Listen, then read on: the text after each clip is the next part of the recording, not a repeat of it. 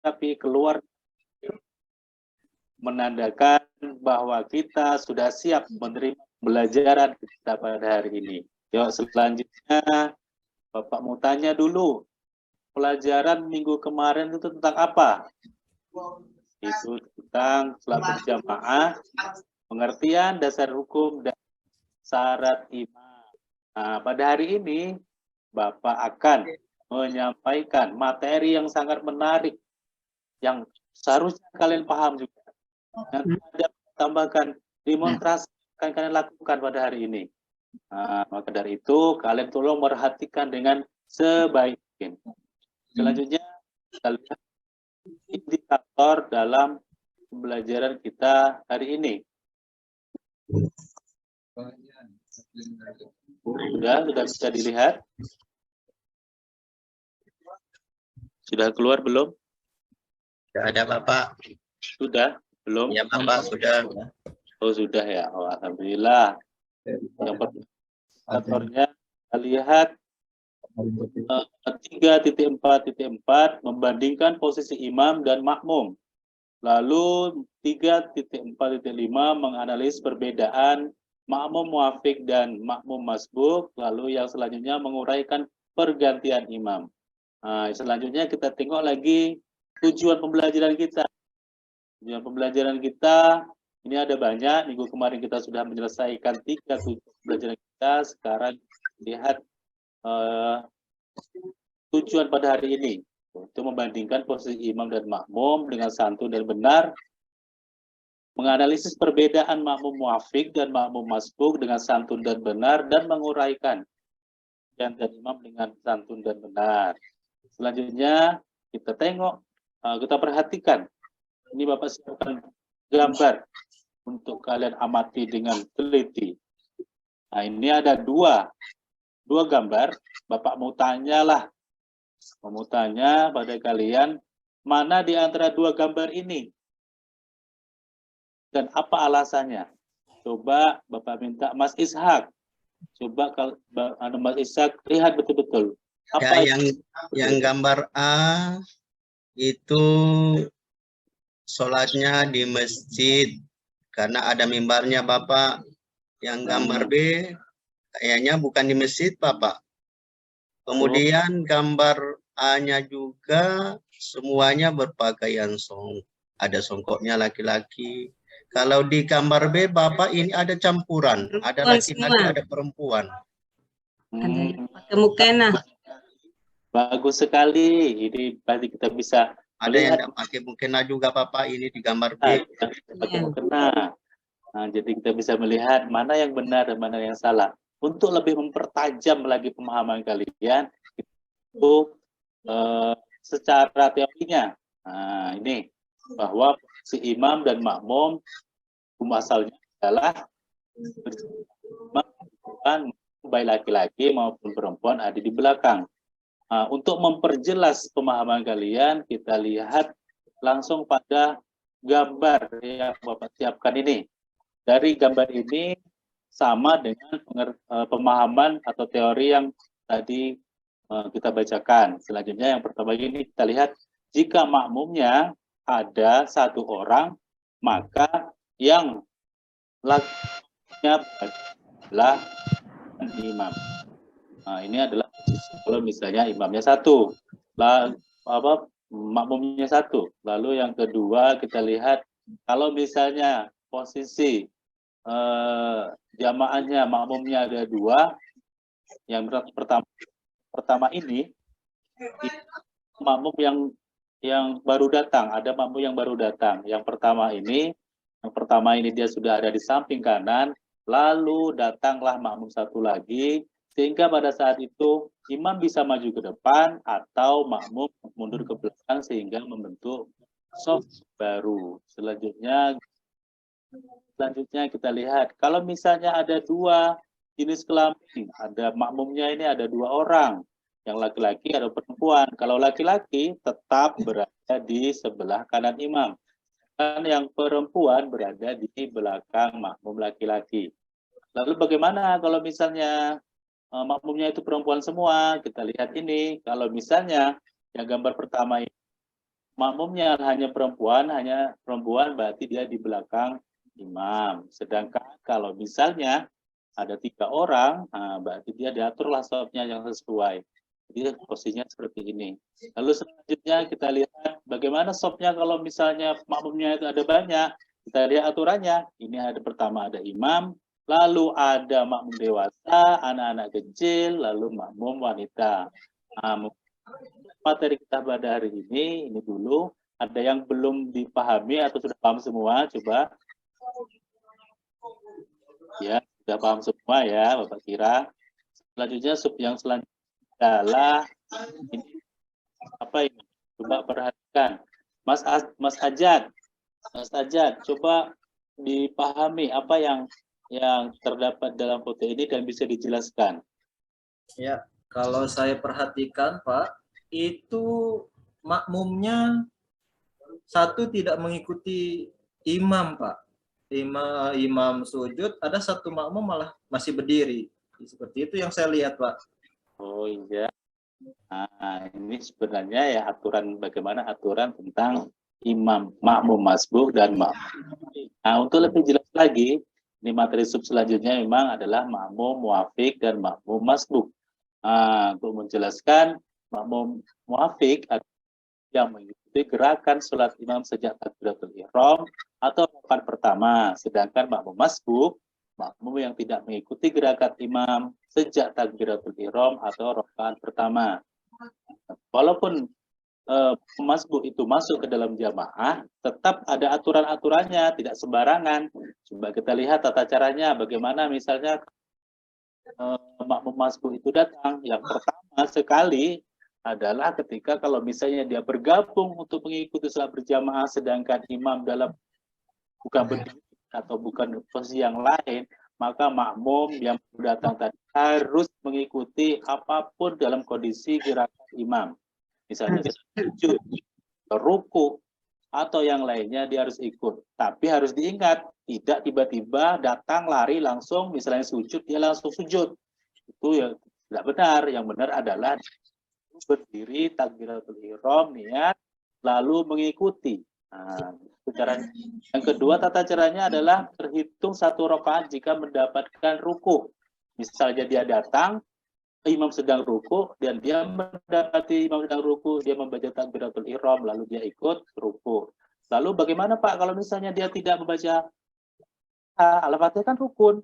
Oh, berarti Al-Fatihah hanya mengikuti imam. Jadi walaupun dia tidak membaca Al-Fatihah, dia tetap mendapatkan Al-Fatihah karena mengikuti imam. Yang ketiga, menyempurnakan rakaat yang tertinggal setelah imam salam. Misalnya dia ketinggalan 2 rakaat atau 3 rakaat setelah imam salam, maka dia berdiri lagi untuk menambah rakaat yang kurang tadi. Itulah. Sampai sini ada yang perlu ditanyakan atau sudah paham semuanya? Ini ada satu lagi subbab kita ini. Belum kita melakukan demonstrasi. Paham. Alhamdulillah kalau sudah paham. Selanjutnya tentang pergantian imam. Sebelum itu Bapak mau menyampil video. Nih. Coba perhatikan ya.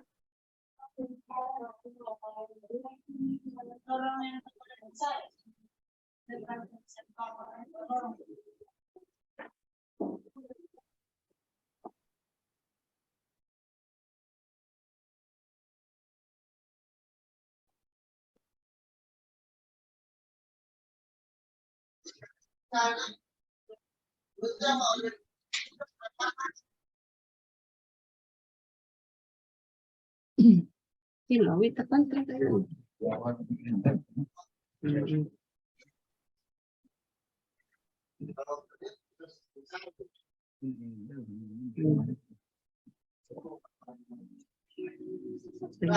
Baca nada itu.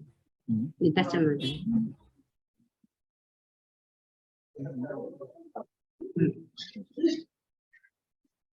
Oke, kita sudah menyelesaikan video ini. Bapak mau tanya dulu lah sama Ibu Irfani. Iya, Bapak. Bagaimana proses jadi pergantian imam tadi? Mbak. Kurang jelas suaranya, Bapak. Oh ya, Jadi prosesnya adalah imam yang batal tadi keluar dari posisi dari imamnya, lalu imam yang di belakang maju ke depan. Nah, itu. Untuk lebih jelas kita lihat pengertian dari pergantian imam. Secara bahasa itu adalah istihlaf, artinya pergantian imam, sedangkan menurut istilah pelimpahan dari imam untuk menggantikan posisi dalam memimpin dan meneruskan sholat berjamaah. Dalam hal ini kita harus tahu juga namanya imam batal itu tidak melihat kondisi, bisa saat berdiri, bisa saat ruku, sujud. Bagi orang yang mungkin kurang paham, dia tahunya hanya posisi berdiri. Jadi ketika imam batal ketika sujud, ketika imam keluar, makmum yang di belakang langsung merangkak dalam keadaan sujud. Tentu itu tidak benar. Itu kita harus paham bagaimana langsung merangkak dalam keadaan sujud. Tentu itu bagi yang berdiri, caranya adalah seperti yang ada di video tadi. Sedangkan kita lihat bagaimana selain berdiri. Kalau selain berdiri, kita harus paham juga bahwa kalau misalnya imam batal, ketika imam keluar dari posisi sebagai imam, lalu dia bisa menyampaikan atau menarik atau mendorong makmum yang ada di belakangnya untuk menggantikan. Nah, tapi dalam keadaan sujud, imam keluar saja, tapi dia memberi isyarat. Nah, setelah imam pergi, imam yang awal tadi batal pergi, dia imam yang dijadikan imam tadi mengambil posisi sebagai imam tanpa berpindah tempat. Kalau misalnya dalam keadaan sujud, ketika dia mengambil posisi takbir intikal, makmum yang lain ikut, lalu pada posisi saat berdiri, maka pada saat itulah dia bisa melangkah ke depan untuk menggantikan posisi imam yang batal lagi. Nah, mungkin itu yang biasanya. Nah, selanjutnya kita akan mengadakan demonstrasi ini. Bapak minta ada 4 orang, 4 siswa. Ada yang jadi imam, ada yang jadi makmum. Yang pertama kita mau mempraktekkan atau mendemonstrasikan bagaimana misalnya masuk ketika ruku. Nah, sini 4 orang sini silakan. Ada Mas Ajat, Bapak Ayo, Pak. Nah, lalu ada Mas Sofyan, ada Mas Sahral. Nah, silahkan maju ke depan. Oke, semua sudah maju. Nah, selanjutnya yang kedua ini ada tata cara pergantian imam. Bagaimanakah tata cara pergantian imam? Silahkan maju. Ayo, kita lihat yang pertama. Yang pertama, misalnya ini adalah ada imamnya, ya kan? Ada imamnya.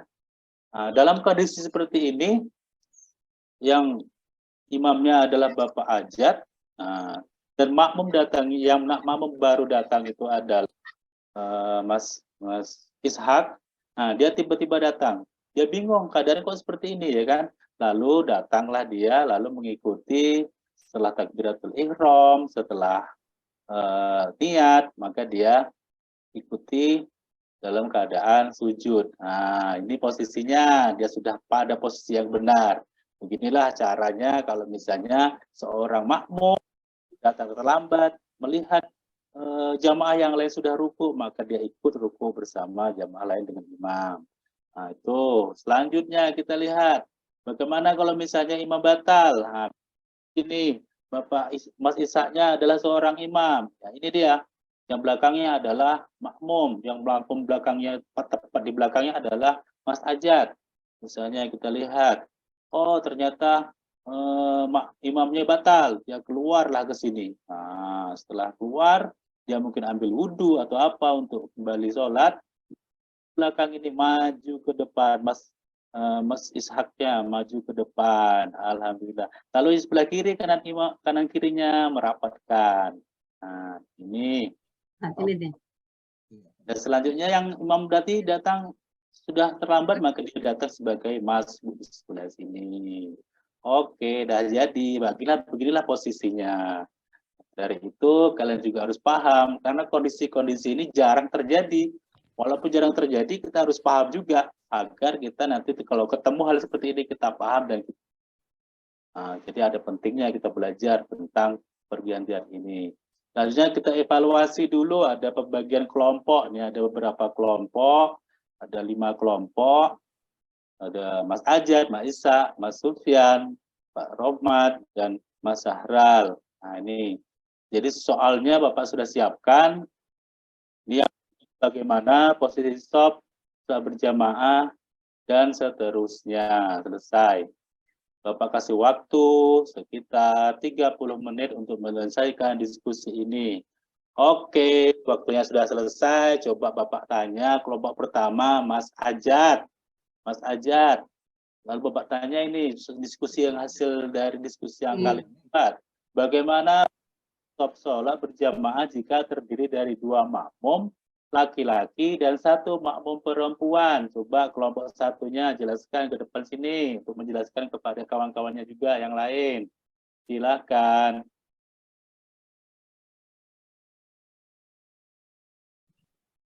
Ya, untuk posisi makmum yang laki-lakinya di belakang, 2 makmum laki-laki itu di belakang samping kiri kanan, di belakang imam, kemudian posisi makmum perempuan itu di belakang jamaah laki-laki, posisinya tidak Oke, sejajar. bagus. Hasilnya hasil diskusinya sangat mantap sekali. Lalu yang kedua dan seterusnya. Nah, nanti seperti itu juga. Setelah diskusi kita tampilkan ke depan.